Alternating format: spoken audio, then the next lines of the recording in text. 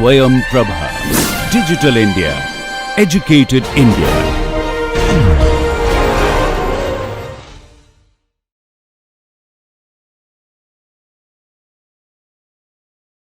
Today's lecture is going to be largely about examples. So examples of contour integration. So last time we discussed singularities and we then derived the Laurent series expansion of a function around an isolated singularity.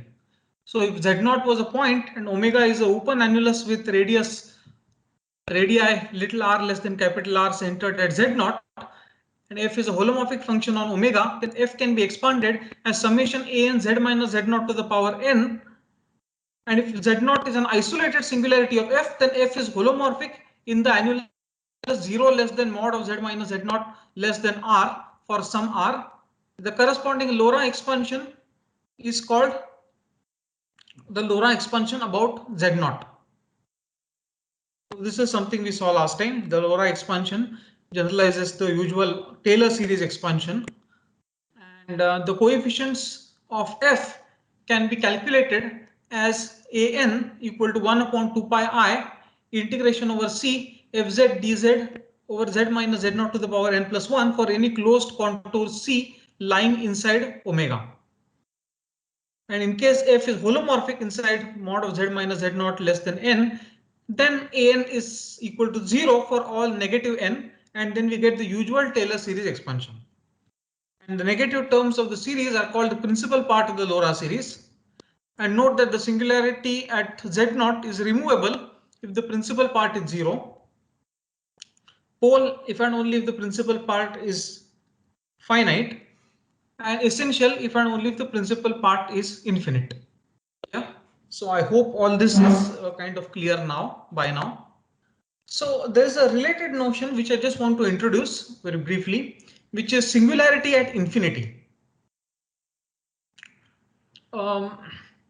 Isolated singularity at infinity. So fz is said to have an isolated singularity at infinity if f is holomorphic outside a disk of radius r for some r. So for all sufficiently large values of z, it is holomorphic. Of course, the main important example is entire functions. They are certainly have an isolated singularity at infinity. Equivalently, f of 1 by z has an isolated singularity at 0. This is the other equivalent way of expressing this condition. To say that f is holomorphic outside a disk of radius r is the same as saying that f of 1 by z is holomorphic in a punctured neighborhood of 0. If you look at the map z goes to 1 by z, what does it do? It takes the neighborhood of 0 to, or rather a punctured neighborhood of 0 to the complement of a disk. So if it's holomorphic outside a disk, the original thing is holomorphic outside the disk of radius r, then f of 1 by z becomes holomorphic in a punctured neighborhood of 0. In other words, f of 1 by z has an isolated singularity at 0. Is this clear? The definition? And if f has an isolated singularity at infinity, we can talk about the nature of the singularity at infinity. So definition, f is said to have a 0 respectively removable singularity, pole essential singularity at infinity if f of 1 by z has the same thing, 0 respectively removable singularity, pole essential singularity at 0. So f has a certain property at infinity if the same property is satisfied for f of 1 by z at 0. Yeah, is the definition clear? Sir, if we just take f of z to be a constant function, yeah, it is holomorphic outside a disk of radius r for some r. So yeah, does that mean it has an isolated singularity at infinity? yeah. Except that if it's a constant function, then the isolated singularity is also removable. So if you take constant functions, they have removable singularity at infinity because f of 1 by z has a removable singularity at 0 then. Okay, so examples, polynomials have a pole at infinity.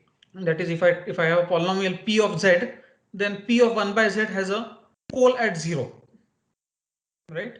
P of 1 by z will blow up as z tends to 0. So polynomials certainly have a pole at infinity. And we showed earlier that e raised to z has an essential singularity at infinity. Yeah, e raised to 1 by z has a essential singularity at 0. So e raised to z has a essential singularity at infinity. And now Liouville's theorem tells us that if f is an entire function which has a 0 at infinity, then f is identically 0. I claim that as a easy consequence of Liouville's theorem, suppose you have an entire function which has a 0 at infinity, then f is identically 0. Can somebody explain why? So if we have a 0 at infinity, then Yeah. we can take a disk of arbitrary large radius, Yeah. and then inside this disk we can always find out some bounds of the function, Yeah. and outside the disk the function will be bounded. Yeah. So why is it outside or why is it bounded outside? Because like it's an entire function which is going to 0 at infinity, so we can always find out Yeah. radius corresponding to which Correct. function. So as it says, if the function has a 0 at infinity, what does it mean? It means outside outside, that means as that simply means that fz tends to 0 as mod z tends to infinity. But if fz tends to infinity at mod z tends to infinity, that means outside a disk of some large radius, the function is small. Inside that disk anyway it has some maximum. So the whole function becomes bounded, and so by Liouville's theorem it is constant. But that constant has to be 0 because it is tending to 0 as mod z tends to infinity. So that constant has to be the 0 constant. Yeah, is this clear? Yes, sir. Yeah, so let me just say it quickly in case it's not clear. I'm saying since it's an entire function and it has a 0 at infinity, it means mod fz tends to 0 as mod z tends to infinity. What that means is that when you take a circle, when you take a disk of large radius centered at 0, outside that the value of the function is small and as small as I want by making the disk large. Inside the disk of that radius r, anyway the function is going to be bounded. On a closed disk the function is bounded. So inside it's bounded, outside it is close to 0. So in the whole complex plane the function is bounded. If it's bounded and entire, by Liouville's theorem it is constant. But that constant has to be 0 because f tends to 0 as mod z tends to infinity. So that constant also has to be 0. So the function has to be identically 0. Yeah. Okay. So of course, there are plenty of meromorphic functions which have a 0 at infinity. So for example, 1 by z has a 0 at infinity. This is not an entire function, therefore it's not identically 0. But this is a function which has a 0 at infinity, 1 by z. And with this new definition, our earlier result which stated that any proper entire function from C to C is a polynomial can be reformulated as any entire function from C to C has a pole at infinity if and only if it is a non-constant polynomial. So this is a reformulation of some earlier statement that I made, and this is the theorem. An entire function from C to C has a pole at infinity if and only if it is a non-zero constant. We just now proved that it has a 0 at infinity if and only if it is the 0 constant. If it's the 0 polynomial. If it has, on the other hand, if it has a pole at infinity, it has to be a non-constant polynomial. So I'll leave this as an exercise, somewhat interesting exercise. It might require some thought, but it's not very difficult.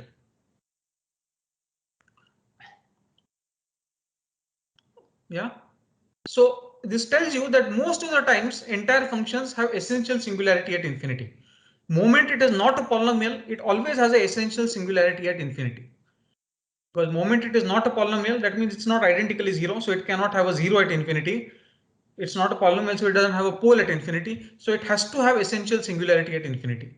So practically any function that you can think of, sine z, cos z, sine of cos z, e raised to sine of cos z, cos of sine of e raised to z, any kind of thing that you, any kind of crazy composite that you can think of, which is not a polynomial, will always have an essential singularity at infinity. Yeah, so I urge people to try this exercise. Won't be difficult. It's an interesting exercise. It's quite an interesting fact actually. That's why I wanted to introduce this. Yeah, is everything clear? Now we start looking at examples. So if there's any doubt, please ask. Yes, I think you can. Okay. So such functions those which are pole at infinity are called proper maps, as I have defined them before, and these such functions are very difficult and interesting to study in more variables. Instead of one variable, you can look at two variables, C2, and look at holomorphic functions from C2 to C2. And then studying proper holomorphic functions in more variables is a subject of lot of research. Lot of current research has gone into this subject, understanding proper maps defined on various subsets of higher dimensional space. Instead of C or open subsets of C, you look at Cn, look at open subsets of Cn, and look at proper maps from Cn, open subsets of Cn to Cn. And this is a very interesting interesting aspect of study in this area called several complex variables. Okay, now let's start looking at examples. Consider fz equal to e raised to z upon z cube. Let's start with the easy example. E raised to z has a Taylor series expansion, summation z raised to n upon n factorial. So then the Lorenz series for fz is given by summation z raised to n minus 3 upon n factorial. And hence the residue of f, which is the coefficient of z raised to minus 1, this is given by half. Yeah. So the coefficient of z raised to minus 1 is given by half in this case. So that is the residue of f at z equal to residue of f at z equal to 0. Yeah. If you have something which is if you have a essential singularity at a point and you expand, you take the Lorenz series expansion of the function, then the coefficient of z inverse is called the residue. This is something we defined last time. So we can directly compute the residue from the Lorenz series expansion, or we can use the formula for the residue because we know the order of pole of f. So fz has a pole of order 3 at 0.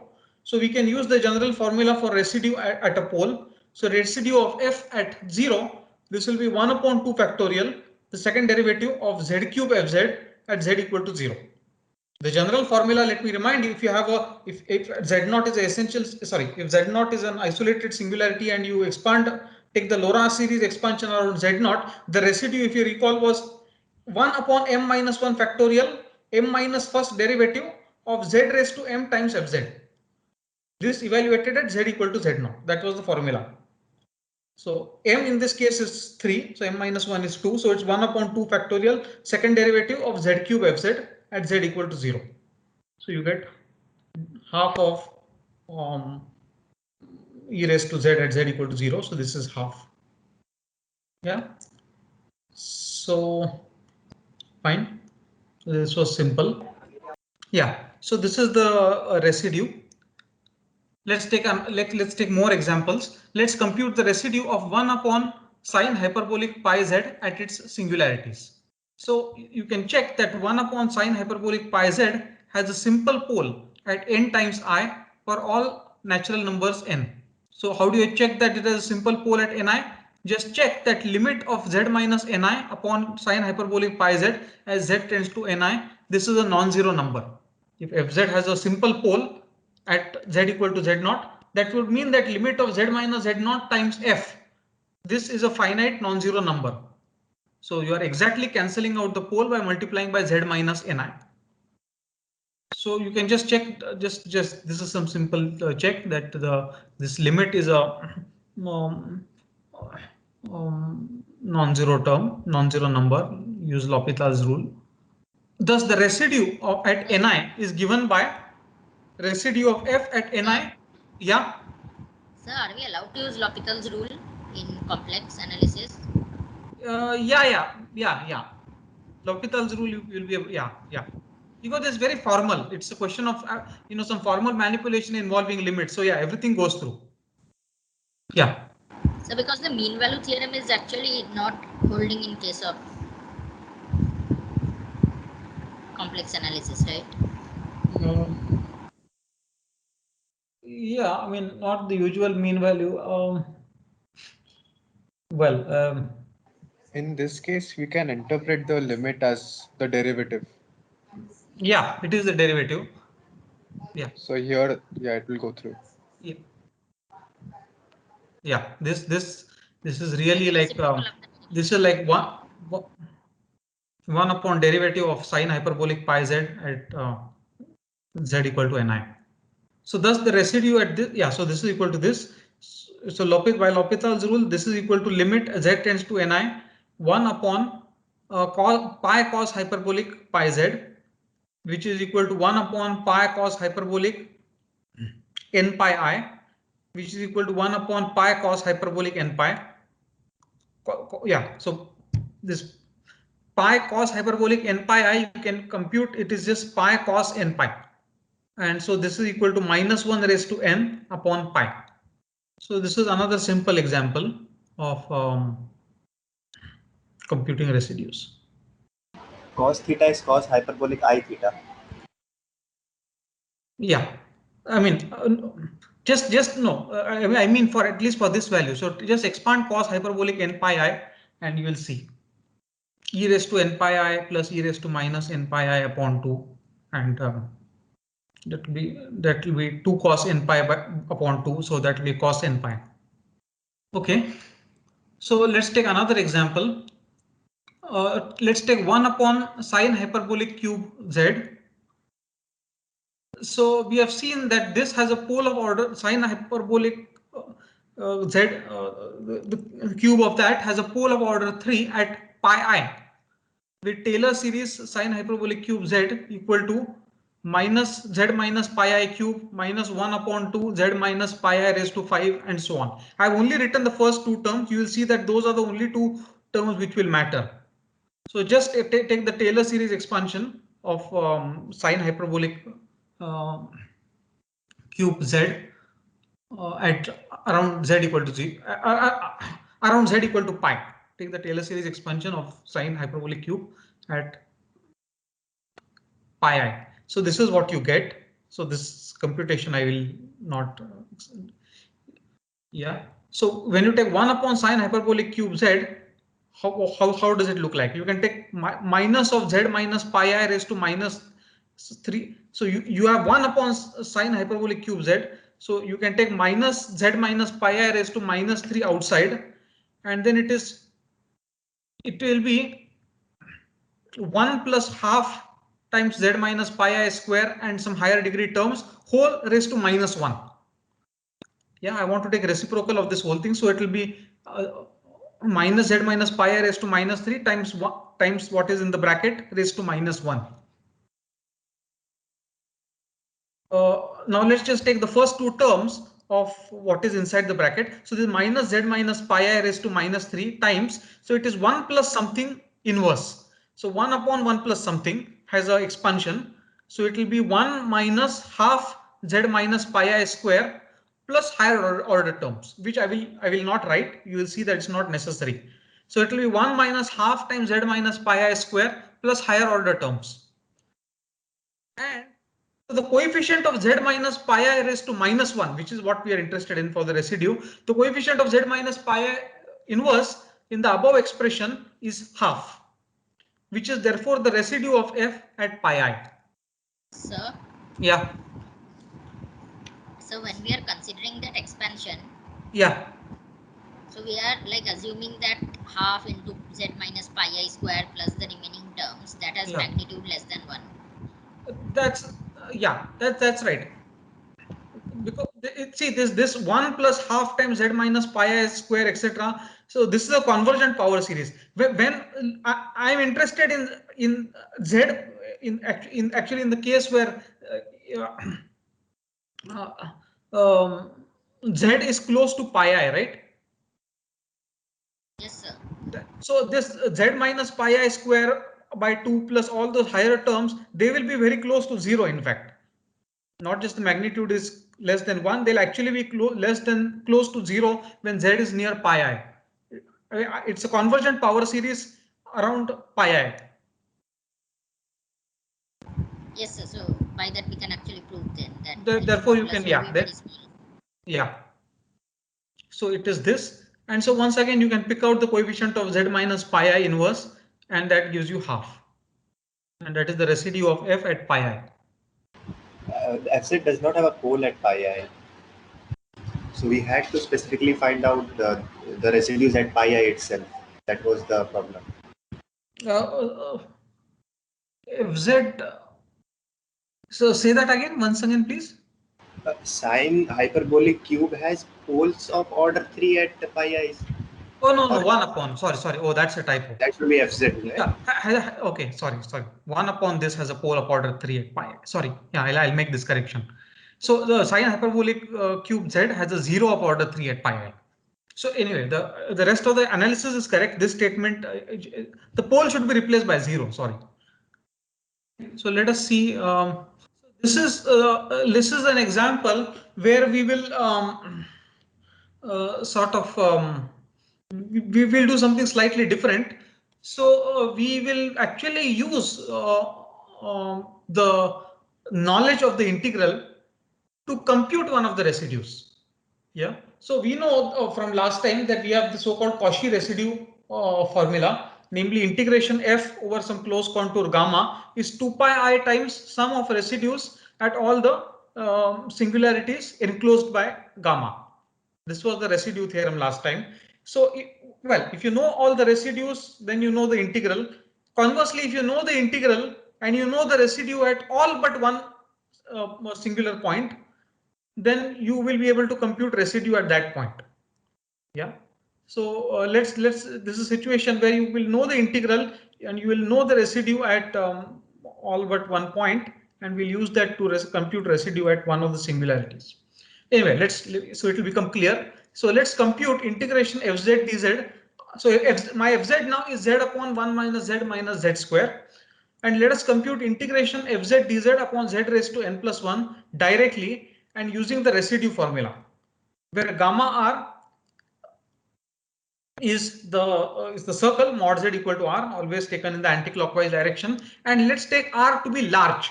So what is large will become clear. So let's compute this in two different ways, this integral.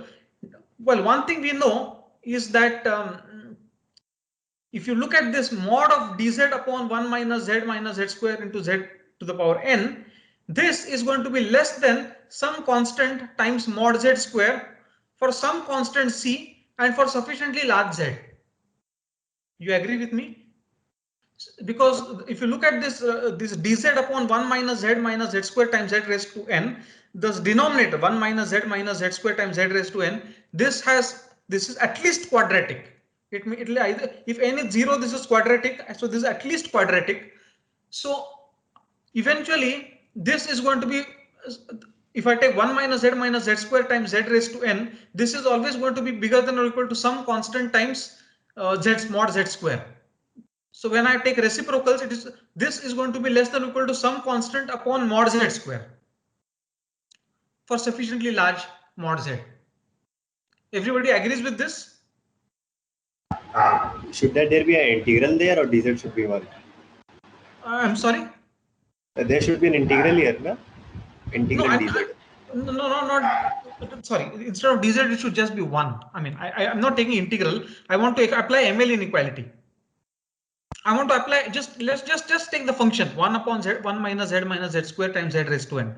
This will be less than or equal to some constant times mod z square, right? Forget no integral. Just take that function for sufficiently large mod z. Yeah, because the denominator is at least quadratic. So it grows at least as fast as constant times mod z square. So when you take reciprocals, this 1 upon this will be less than or equal to some constant times mod z square. Is everybody agrees with me? Yes, sir. Yeah, everybody, not just one. Yeah, I mean, I hope. Yes, sir. Yeah, okay. So let me go ahead. So hence by ML inequality, this integral is 0. Because what is the ML inequality? We'll say that this is less than or equal to, so this function is less than or equal to c upon mod z square. So when you apply ML inequality, you will get c upon mod z square times this dz will give you some, dz is like will be mod z into some e raised to I theta, right? So there'll be a mod z coming out from dz in the ML inequality. So this whole thing, when you apply it to the ML, when you apply ML inequality for the integral, this is still going to be less than or equal to some constant upon mod z. One mod z will cancel when I take dz. Yeah, mod of dz is equal to mod z. Z is equal to, suppose I put z equal to r e raised to I theta, then dz is I r e raised to I theta d theta. So mod of dz is equal to mod z. So on the circle, when I apply ML inequality, this integral is 0 in the limit. Agreed? Yes, agreed. So Just can you like- explain again? So can you explain again how 1 minus z square z to power n is greater than equal to mod z square? So you see, suppose n is at least 1.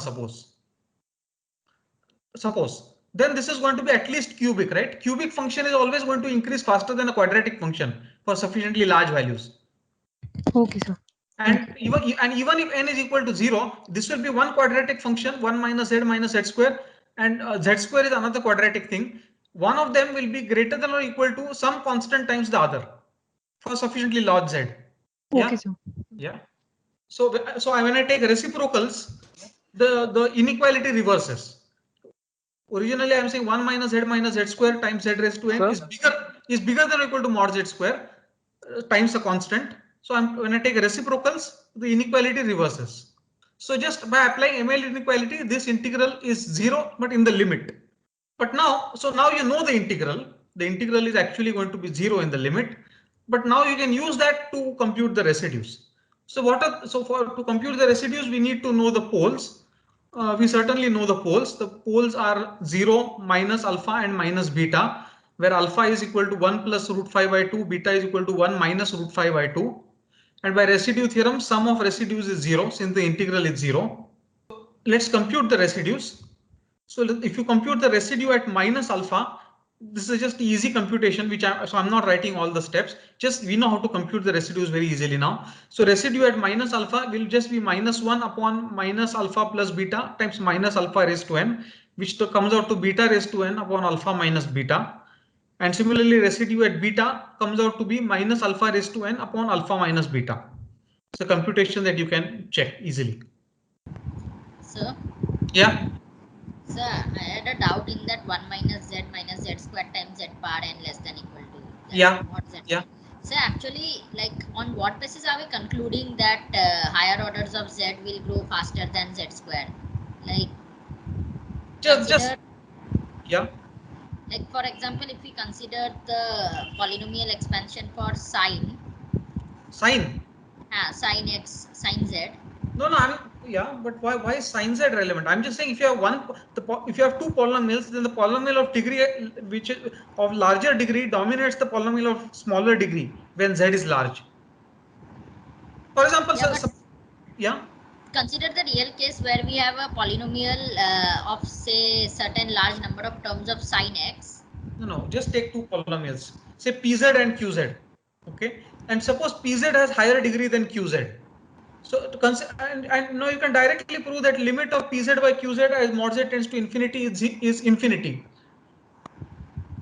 Okay. Yeah. So for example, suppose you have let's take some example. I mean z say something like z cube upon 1 plus z square.